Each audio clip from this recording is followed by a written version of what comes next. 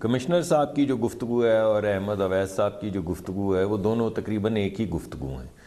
اور وہ گفتگو میں بہت سے الزامات ہیں اور ابھی تک ہمارے سامنے کوئی ثبوت نہیں آیا،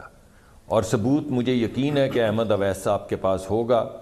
احمد اویس صاحب نے، کمشنر صاحب نے تو خیر کہہ دیا کہ میں ہوں وہ جس نے دھاندلی کی، مگر کیسے کی، اس کے کیا ثبوت ہیں؟ اگر آپ نے خود دھاندلی کی تو یقینی طور پہ آپ کے پاس تمام ثبوت موجود ہوں گے،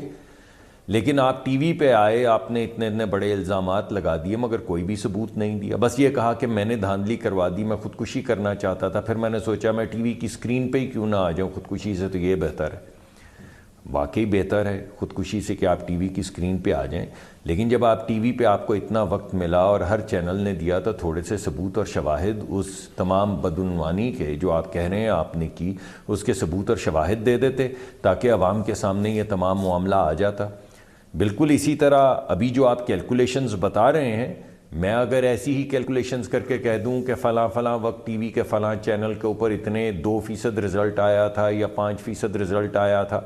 یہ جو رزلٹ کہہ رہے ہیں میں نے تو نہیں دیکھا، کہہ رہے ہیں احمد اویس صاحب، تو یقینی طور پہ صحیح کہہ رہے نہیں، یہ تو ہوں گے۔ احمد اویس صاحب ٹھیک کہہ رہے ہیں۔